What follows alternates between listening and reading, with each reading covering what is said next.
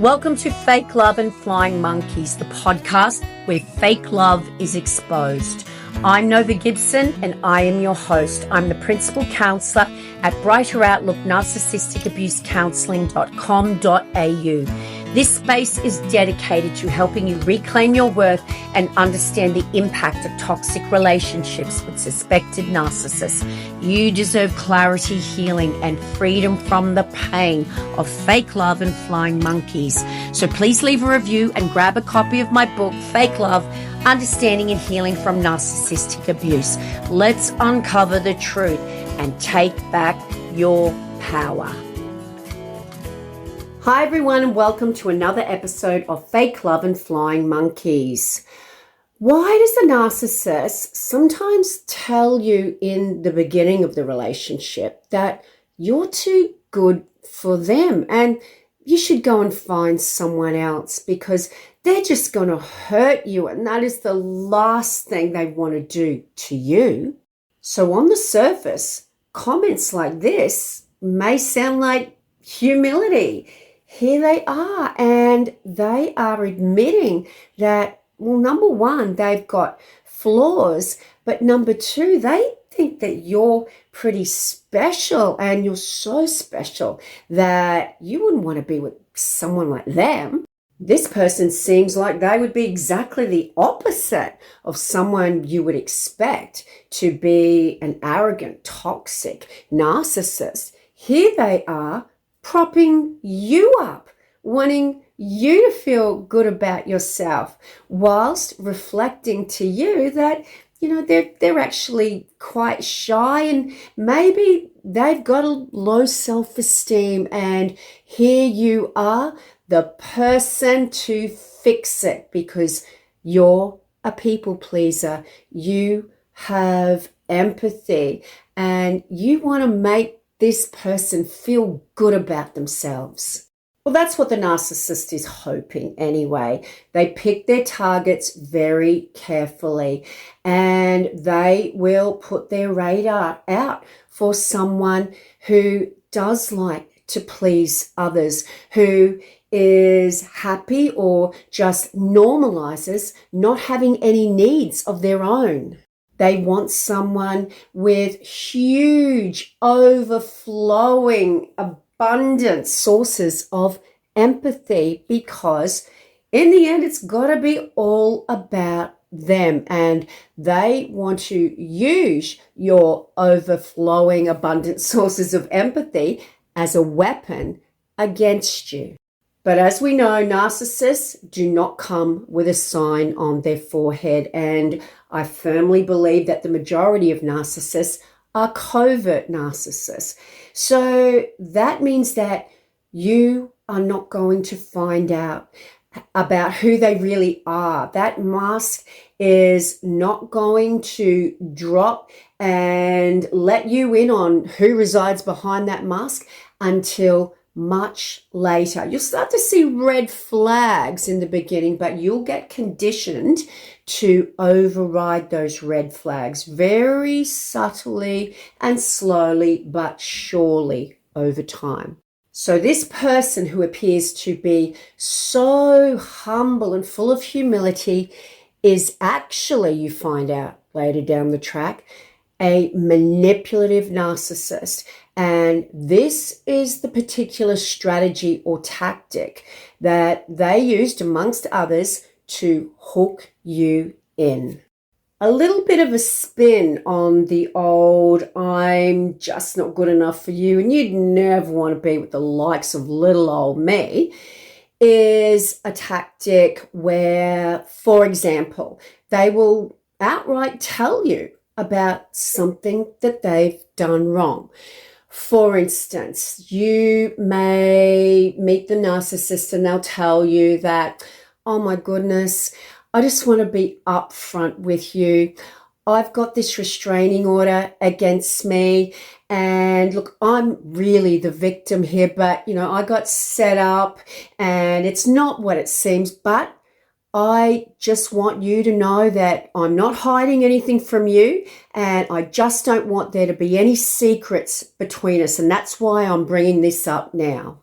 remembering they've picked their targets very well, what would you think if someone owned up to not being perfect? And why would you not believe them when they so convincingly tell you that it wasn't their fault anyway? But what they're also doing is they're appearing to be honest, and maybe you've had people who've lied to you and betrayed you in the past, and here's this refreshing person in front of you who's just pouring out their innermost secrets to you, even though those secrets might make them look bad. Now, FYI, guys, when the narcissist is doing this and they're telling you about a restraining order, etc., or some criminal charge perhaps they've got against them, it's usually because they know you're going to find out. Maybe they know that ex they abused before you is going to tell you, or perhaps they've got court coming up and they need a supportive person to sit there beside them. Whatever the reason, they're not telling you about their past and their flaws because they're being an honest Joe citizen. They're telling you to manipulate you.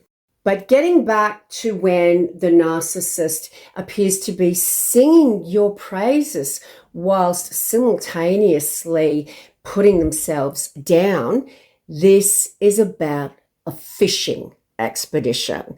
They are throwing that proverbial line out into the water and they've got the best bait on the end, and they're pretty sure that they're going to land the fish of their dreams. In other words, they're appealing to your need to feel desirable, and also to your need to have someone in front of you who's not full of themselves.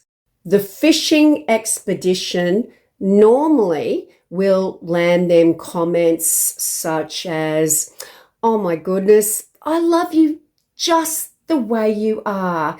Those little old things don't bother me. I'm just so glad that you were honest with me."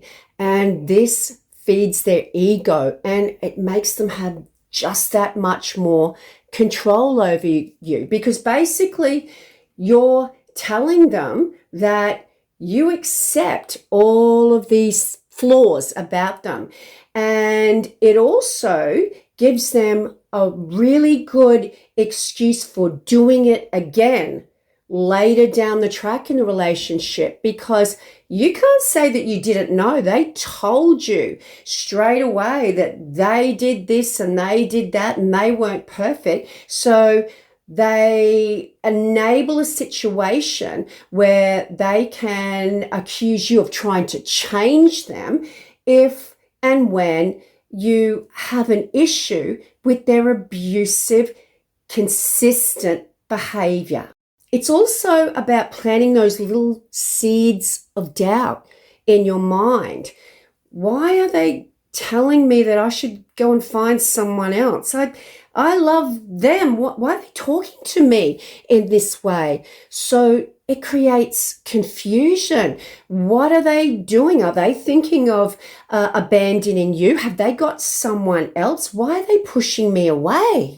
Once these seeds of doubt are sown, the narcissist will water them any chance they get. They want you to be in a constant state of confusion. Now, if you are showing them that you love them, you are trying to help them and please them all the time, then why are they telling you to go away? Why are they saying to you that they're just not worth your time? You deserve so much more. Is it because they found someone else who maybe isn't doing as much as you, or maybe it's that you're not doing enough? Once again, when the gaslighted victim who has had their ability to trust their instincts eroded away over time, Once they start saying things like, you are good enough, I don't deserve anyone better, I love you just for you, the narcissist is getting exactly what they want, which is that validation. And they're also conditioning you to tolerate their abusive behavior because, once again, they're being totally upfront. Hey, this is me. Accept me, warts and all, because I'm showing you who I am, and you can't say that I'm lying to you. Not only does this type of behavior create immense confusion, it creates feelings of guilt because when you're being gaslighted in this way, you reason that, well, actually, what they're saying is right. They were upfront. They told me they weren't perfect. They told me that they had flaws and this particular behavior was one of those flaws. So maybe the problem is with me because I want them to change. Maybe I'm asking too much, and that guilt starts to escalate. And that's what the narcissist is banking on. So you continue to tolerate whatever it is they're doing to manipulate and abuse you. The narcissist is also taking a preemptive strike to set up a workable discard for much further down the track. They're laying out that groundwork. And when they finally do kick their victim to the curb with no closure and absolutely no accountability, not just no accountability, but blaming the victim for the chaos and the drama in the end, they will say something like, well, I warned you, you knew what you were getting into. So basically, the narcissist is pushing you away while expecting that you'll stay. Now, how confusing is this for a victim? This is like emotional whiplash, and it makes you feel crazy, and it strengthens that very powerful trauma bond to your abuser, where those little breadcrumbs of when they're being nice to you appear like gold. Because they are these magical golden moments? No, but because the uncertainty of abandonment, rejection, and withdrawal from the cycle of domestic violence, because that cycle has ended, the abuse has ended, the uncertainty has ended. That's what makes the breadcrumbs so valuable. It's a despicable tactic the narcissist uses because they're using, again, your empathy against you, but they're manipulating you into accepting the abuse, tolerating the abuse by being upfront and making you cherish the honesty they have in telling you they're abusive. How confusing is that? And that, my friends, is gaslighting 101. And it makes you lower your standards over time. You are convinced by the narcissist that they aren't good enough, and you have to make them feel better, and you have to accept their abusive behavior in order to make them feel better. It makes you feel responsible.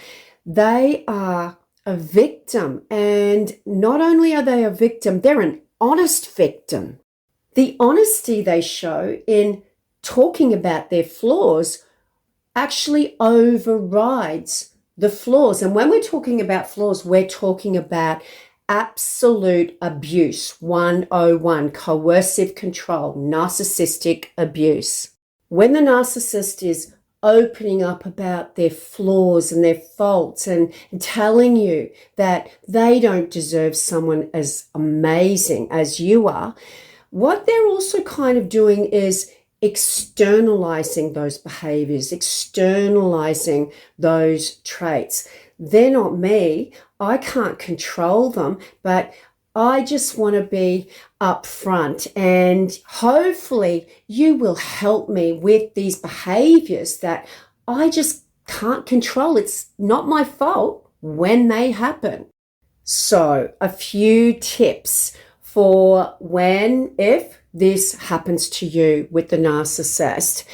Recognize what they're doing, guys. They want your empathy. They want you to think that you have this humble human being, which will make them more appealing. Don't fall into the reassurance gig. They want you to say things like, oh, that's not that bad. I'm not going to hold that against you. Boundaries, boundaries, boundaries. Don't let your empathy be used against you. Don't fall into that trap of minimizing their terrible behaviors just because they're actually opening up about them.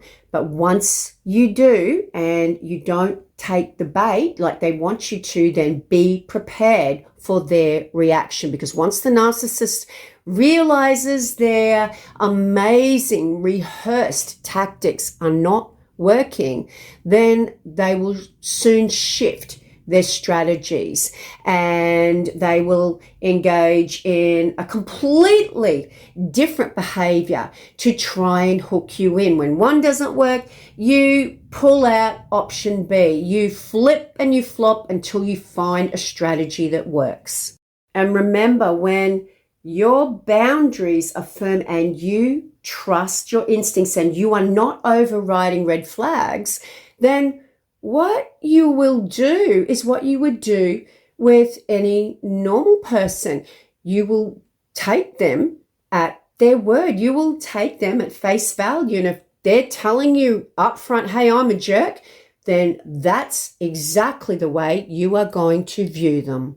In essence, when the narcissist is telling you that you're too good for them and you should go and find someone else, that's exactly what I want you to do, because it is never this amazing epiphany they're having or this incredible moment of self-awareness. It is about manipulation. So trust your instincts and set those boundaries firm. And always remember, you are good enough and you don't need to prove it to anyone else who refuses to see just how special you are. And that brings us to the end of another Fake Love and Flying Monkeys episode. I hope you enjoyed that, guys. Now, please don't forget, if you would like to have a one-on-one Zoom counseling session with me, please just see my website link in the description. I am a professional counselor here in Brisbane, Queensland, Australia, and I support people one-on-one all over the world. Also, don't forget to get your copy of my best-selling book, Fake Love. The link is also in the description. On that note, it is bye from me for now. Until the next episode, please remember, guys, you are worthy of love and you are worthy of so much more than a lifetime of fake love and flying monkeys.